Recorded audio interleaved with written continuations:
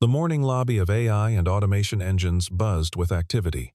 Victoria Blackwell, the 29-year-old CEO, strode through in her powder-pink suit, phone pressed to ear, discussing critical matters. A small girl sat quietly in the corner, drawing on white paper with colored markers. Victoria's eyes caught the child's paper, those symbols, that recursive pattern. Her blood ran cold.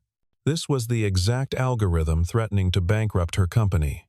She ended her call abruptly, crouched beside the girl. "Who taught you this formula?" Her voice trembled. The 7-year-old looked up innocently, then pointed across the lobby.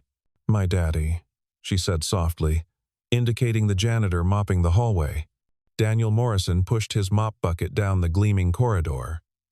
Another invisible presence in the corporate machine. 5 years had passed since he'd been someone important, someone whose name appeared in aerospace engineering journals, whose innovations in jet engine optimization had earned recognition across the industry. That life ended the night a drunk driver hit Sarah's car. 3 days in the ICU, holding her hand, making promises about their daughter Lily. Then nothing but silence, and a 2-year-old who kept asking when mommy would come home. The prestigious aerospace career with its 18-hour days and constant travel couldn't raise a child alone. So Daniel walked away from 6-figure salaries in corner offices, traded blueprints for bleach, equations for evening shifts. When he applied at AI and automation engines, the HR manager barely looked up, just another janitor to keep the floors clean while brilliant minds worked upstairs. His daughter Lily had inherited Sarah's delicate features and Daniel's analytical mind. At 7, she understood patterns others missed. Not because she was pushed, but because her father's world leaked into hers through bedtime stories about airflow, weekend projects, building models, quiet explanations of why things worked. She spent after-school hours in the lobby, waiting for his shift to end, surrounded by notebooks and colored markers. The security guards knew her, kept candy at their desk for her. But to everyone else, she was just the janitor's kid, sweet, quiet, invisible. Victoria Blackwell stood at the apex of a different universe. MIT graduate, youngest CEO in company history, groomed by her father's investment firm but earning every achievement through 16-hour days, and a mind that saw patterns others missed. Her current project, an AI-driven optimization system for automation engines, represented 3 years of development, $40 million in funding. The algorithm at its heart was her breakthrough, known only to her and Marcus Webb, the chief technical officer. It should revolutionize manufacturing efficiency, but instead hit an insurmountable wall. The recursive loop created inefficiencies no one could solve. 3 teams of Silicon Valley's brightest had tried and failed. Yet here, in a child's colorful drawing, was the exact formula from her private whiteboard, the one existing nowhere outside the secured development lab. Daniel's story was one of choosing love over ambition. Before Sarah's death, he'd been rising fast, youngest senior engineer at Northrop Grumman, 2 patents pending, recruiters calling weekly. His specialty was optimization algorithms for jet propulsion, the mathematics of making engines burn cleaner, fly farther, work smarter. Sarah had been a teacher, patient with his late nights, proud of his achievements. They'd bought a house in a good school district, planned for more children, drew blueprints for a workshop where he could tinker on weekends. The drunk driver who ran the red light destroyed all those plans in 3 seconds. After the funeral, holding Lily as she cried for her mother, Daniel made the only choice that mattered. His daughter needed him present, not successful. The engineering world demanded everything travel to conferences, nights solving problems, weekends catching up. Lily needed homework help, bedtime stories, someone who never missed a school play. So he became invisible, trading intellectual stimulation for emotional availability, professional pride for parental presence. The duplex in Riverside Heights told 2 stories simultaneously. Outside, It looked like any working-class home neat lawn, aging sedan in the driveway. Flowers Sarah had planted still blooming because Daniel couldn't bear to let them die. Inside revealed the ghost of his former life. The walls displayed technical drawings, mathematical proofs, patents framed but gathering dust. A half-built jet engine model occupied the coffee table, each component labeled in his precise handwriting. Engineering journals formed neat stacks beside textbooks he couldn't throw away. This wasn't decoration but preservation, like keeping Sarah's coffee mug exactly where she'd left it. Every evening after Lily went to bed, Daniel would sit among these remnants, solving problems that no longer mattered, maintaining skills no one valued, preparing for a return he knew would never come. Victoria's world operated on different principles: power lunches, board meetings, quarterly projections. Her penthouse apartment overlooked the city, its minimalist design reflecting a life streamlined for success. No family photos, no sentimental clutter, just clean lines and expensive art she'd bought because a decorator said it showed sophistication. Her father called weekly to discuss market trends, never asking about happiness. Her mother sent invitations to charity galas, where eligible men might appear. Victoria attended, smiled, networked, then returned alone to her pristine space, opening her laptop to work until exhaustion finally brought sleep. The algorithm problem had consumed her recent weeks. If unsolved, it would trigger contract penalties, investor lawsuits, possibly bankruptcy. The formula Lily had drawn wasn't just similar to their work, it was the next iteration, the breakthrough they'd been seeking, written in purple marker by a child who should understand none of it. That evening, Victoria sat in her office, the child's drawing beside her keyboard, trying to reconcile the impossible. Marcus Webb faced her, sweating despite the air conditioning. "I need you to understand," she said, voice sharp. "This formula exists in exactly two places: my private notes and our secured server. Either you've breached protocol, or we have a bigger problem." Marcus shook his head desperately. "Victoria, I swear on my mother's life. I haven't discussed this with anyone. My wife doesn't even know what project I'm working on." She studied him carefully.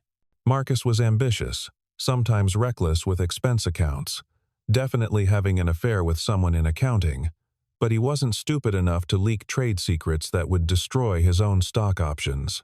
"Then explain," she said slowly, "how a 7-year-old child wrote our proprietary algorithm while sitting in our lobby." Marcus had no answer. The security footage she'd reviewed showed nothing suspicious. Lily arrived daily at 3:30, did homework, drew pictures, left with her father at 11. No unauthorized access, no suspicious contacts. Just a little girl with markers and paper, somehow possessing knowledge that shouldn't exist outside a locked laboratory. The decision to visit Daniel's home surprised even Victoria. CEOs didn't make house calls to janitors, but this transcended corporate hierarchy. She needed to understand how her most guarded secret had appeared in a child's artwork. The drive to Riverside Heights took her through neighborhoods she'd never seen, past strip malls and aging schools, into an America that existed parallel to her Tesla and stock options. The duplex sat on a quiet street, porch light on, toys scattered on the lawn. Victoria parked, questioning her judgment. What if this was elaborate corporate espionage? What if Daniel Morrison was more than he seemed? She knocked anyway, driven by desperation and curiosity. Daniel answered still in his work uniform, exhaustion evident in his posture. His surprise at seeing her shifted quickly to concern, then careful neutrality. "Miss Blackwell?" The question carried layers. "Why are you here? What do you want? What has Lily done?" Victoria found herself unexpectedly nervous. "Mr. Morrison, we need to talk about your daughter's drawing." The living room shattered Victoria's expectations. Yes, the furniture was second-hand, the carpet worn, but the walls told a different story. Technical blueprints covered every surface, equations flowing across whiteboards, models of engines in various stages of assembly. This wasn't a janitor's home but an engineer's workshop, frozen in time like a museum of abandoned ambition. Daniel noticed her shock. "You want to know about the formula?" he said quietly. Not a question, but recognition. Lily appeared in the doorway, clutching a stuffed rabbit, watching with intelligent eyes. "Lily, honey, go finish your reading. I'll check it later." The child nodded, disappearing down the hall. Daniel gestured to an armchair. "Coffee?" Victoria shook her head, still absorbing the room. "You're an engineer." Again, not a question. Daniel's smile was bitter. Was. Past tense. 5 years past tense.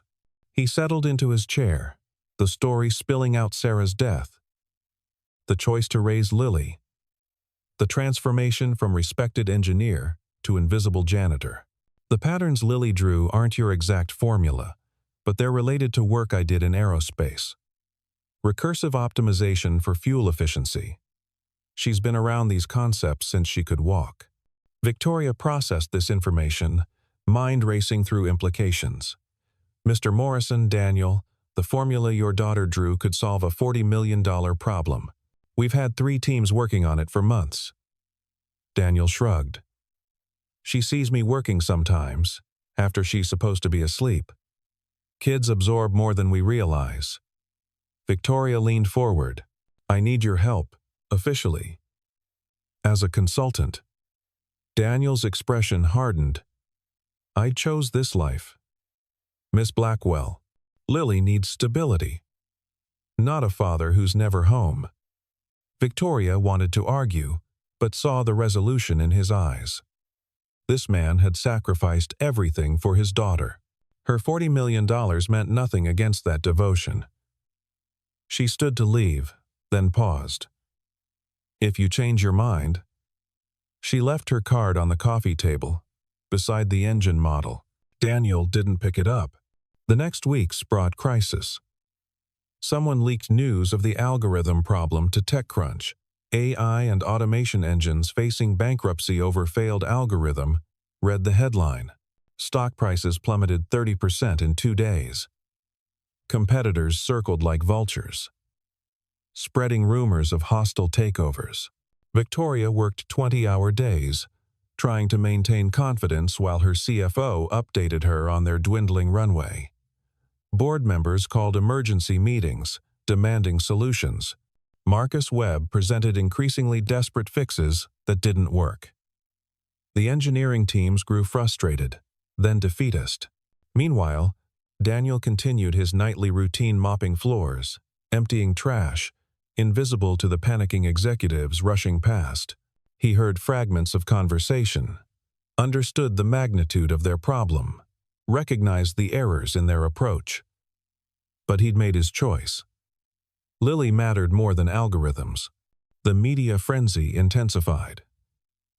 "Tech darlings fall from grace," announced the Wall Street Journal. Victoria's father called, not with support but criticism of her leadership. Former employees gave anonymous interviews suggesting incompetence. The board scheduled a vote of no confidence. Victoria stood at her office window, watching the city lights, wondering if this was how empire felt as Rome burned. Her phone buzzed another reporter seeking comment. She ignored it, returning to the whiteboard where she'd drawn and redrawn the formula, seeking the insight that remained elusive. The cleaned floors reflected her failure back at her. That's when she noticed Daniel in the doorway, holding his mop, but not using it. Studying her board with an expression she recognized an engineer, seeing a solvable problem. "You're approaching it wrong," he said quietly.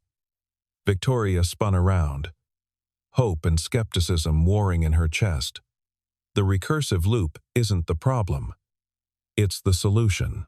You're trying to eliminate it when you should be amplifying it. He set down his mop, picked up a marker, began drawing. His hands moved with forgotten confidence, equations flowing across the board. Victoria watched, mesmerized. This wasn't a janitor explaining something he'd overheard. This was expertise, deep and intuitive. The kind that came from years of high-level work. Here, Daniel stepped back. Run this modification through your simulator. Victoria grabbed her laptop, fingers flying across the keyboard. The simulation that had failed hundreds of times suddenly flowed, numbers aligning, efficiency metrics soaring. "Oh my God," she whispered. Daniel was already picking up his mop. "Wait," Victoria called. "I need you on this project. Name your price." Daniel paused at the door. "I already told you. I'm not that person anymore." He left her standing there. Solution on the board. Salvation within reach, but dependent on a man who'd chosen mops over mathematics. The conversation that changed everything happened in the cafeteria at 2 in the morning. Victoria found Daniel eating a sandwich, Lily asleep in the booth beside him, homework scattered on the table. "She still hasn't finished her science project," Daniel explained, brushing hair from his daughter's face. Victoria sat across from them, exhausted beyond pretense. "The board's going to fire me tomorrow if I can't present a solution." Daniel continued eating. "You have the solution. I drew it on your board." Victoria's frustration boiled over. "I need more than drawings. I need someone who understands it, can implement it, defend it to investors." Daniel looked at his sleeping daughter. "What about Lily? Who watches her if I'm in meetings? Who helps with homework if I'm coding until midnight?" Victoria saw the weight he carried, the impossible choice between ambition and love. "What if," she said slowly, "we made it work for both of you?"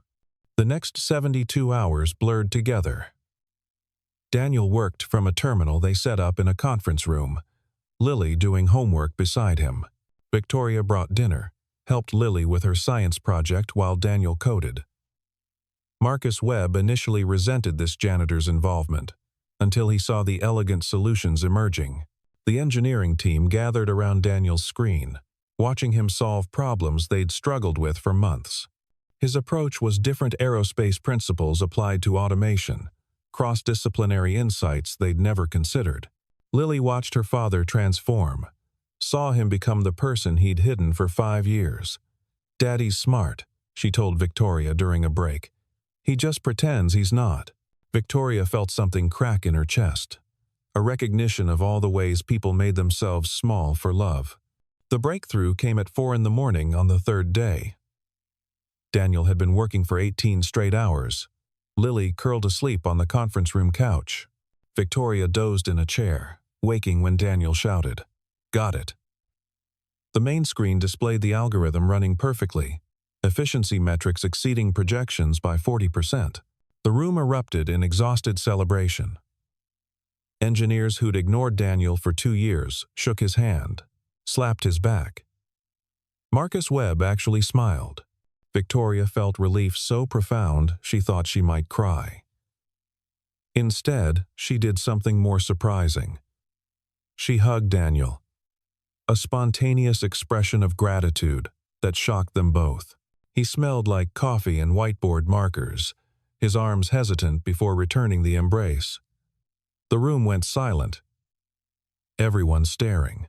They separated quickly, faces flushed, the moment hanging between them like a question neither knew how to answer. The board meeting was scheduled for 9 that morning. Victoria stood before 12 skeptical faces, her career balanced on a knife's edge. "Ladies and gentlemen, I'm pleased to announce our algorithm problem is solved." Murmurs of disbelief rippled through the room. She displayed the metrics, the successful simulations, the implementation timeline. "How?" demanded Harold Whitman, the lead investor. Victoria had prepared for this moment. "We found an expert who saw what we'd missed.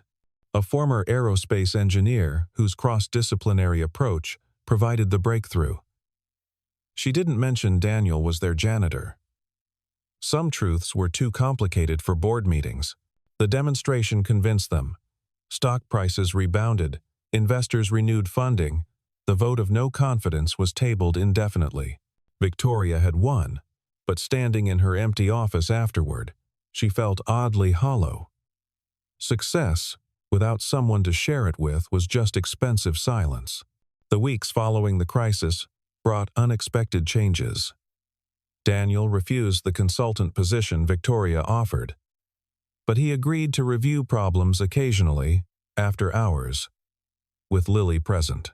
These sessions became something more: Victoria teaching Lily about business, while Daniel solved technical issues, the three of them forming an unlikely team. Victoria found herself looking forward to these evenings more than board meetings or investor calls. She brought pizza, helped Lily with homework, argued with Daniel about optimization strategies. The conference room became their space, separate from corporate hierarchy. Lily started calling her Aunt Vicky, a name that would have horrified Victoria months ago but now made her smile. She began keeping toys in her office, children's books in her briefcase. Her secretary noticed but said nothing, recognizing a transformation she didn't understand. Daniel noticed changes too. Victoria laughed more, worried less about her appearance, stayed late not for work but for their informal sessions.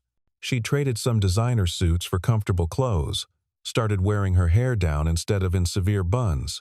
He caught himself watching her explain spreadsheets to Lily, patient and kind in ways that contradicted her corporate reputation. The attraction was mutual and problematic. She was the CEO. He was technically still the janitor, the power dynamic impossible to ignore. Yet in their conference room bubble, titles mattered less than the conversation.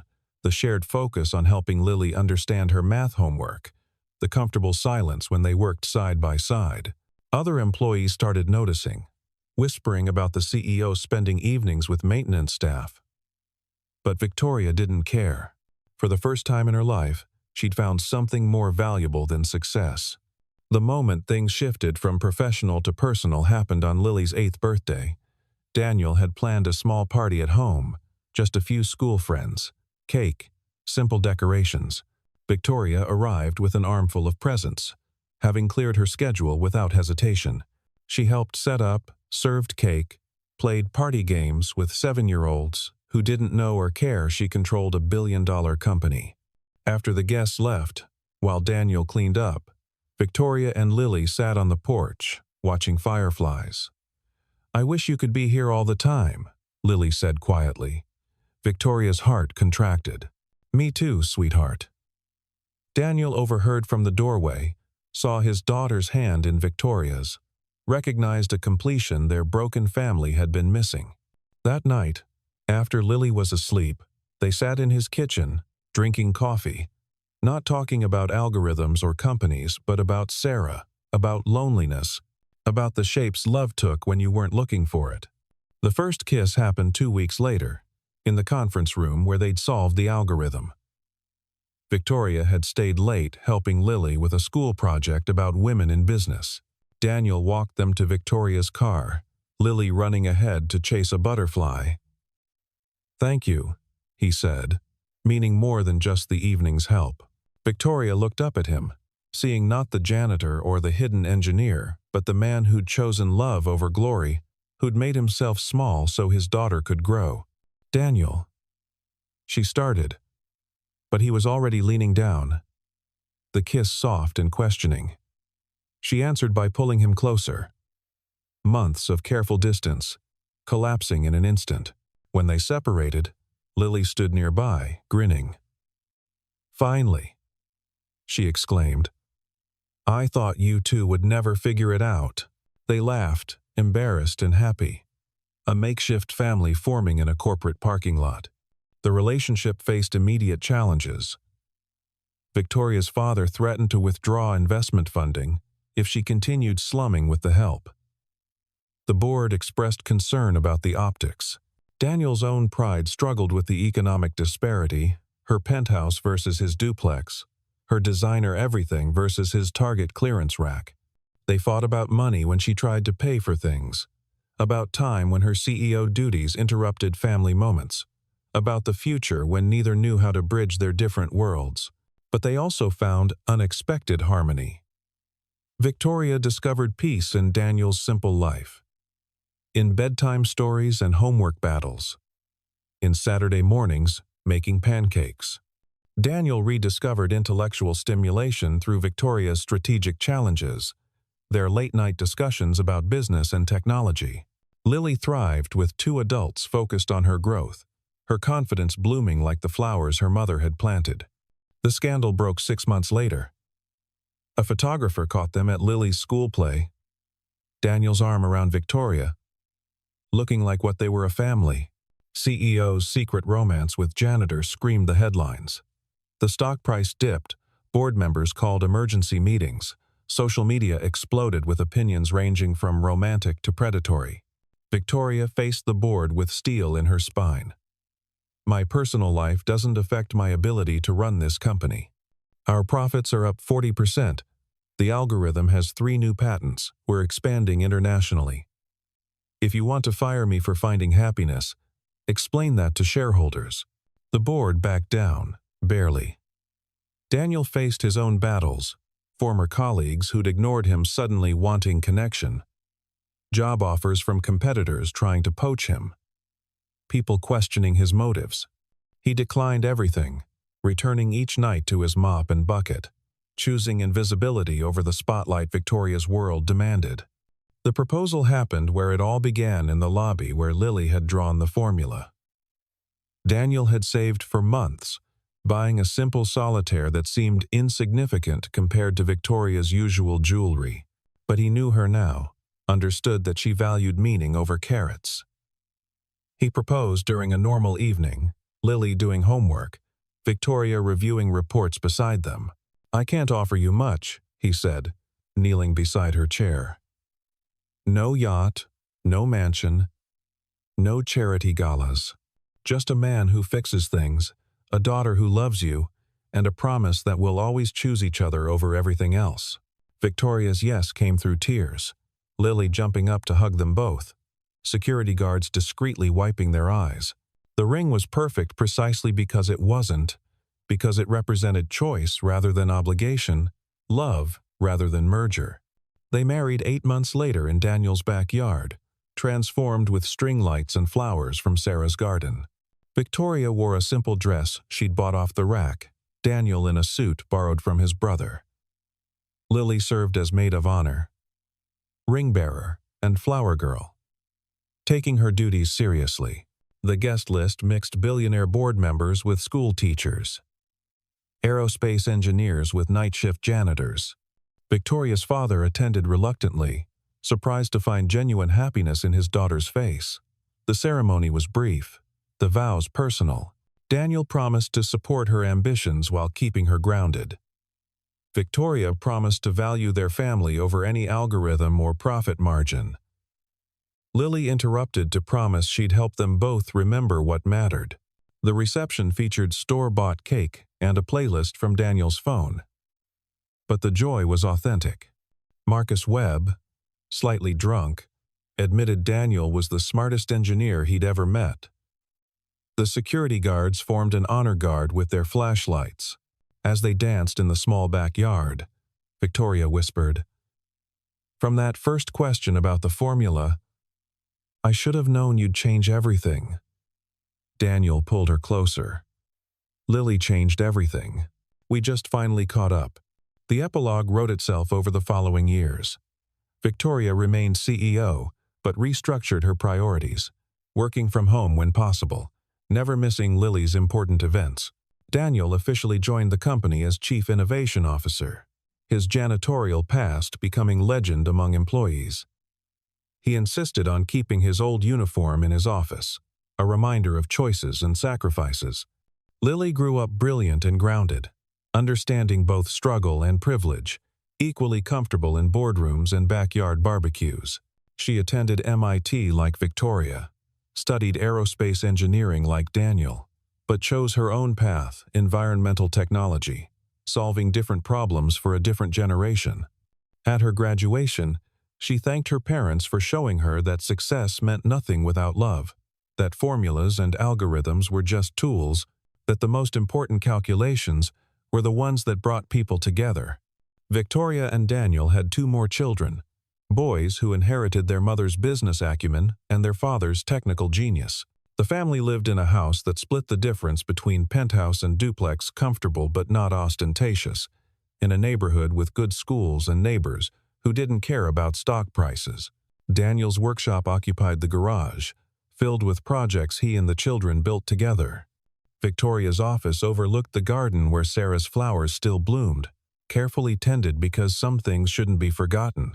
They argued about normal things, whose turn to drive carpool, whether the boys were old enough for smartphones, how to balance 3 college tuitions. But every evening, they returned to each other, to homework and dinner conversations, to the formula they discovered together. Love multiplied by sacrifice, divided by ego, equals family. Years later, when business students studied Victoria Blackwell's leadership, they focused on the algorithm crisis, the dramatic turnaround, the technical innovation. They missed the real story: how a janitor's daughter's drawing had revealed not just a mathematical solution but a human one, how a CEO learned that power meant nothing without purpose, how a widowed engineer discovered that hiding your gifts served no one. The formula Lily had drawn that morning in the lobby wasn't just about recursive loops or optimization patterns. It was about the recursion of love, how it circled back when you least expected it. Optimizing not efficiency but existence itself. The company thrived, the family flourished, and somewhere, Sarah smiled, knowing her flowers weren't the only things still blooming in the garden Daniel tended with such care.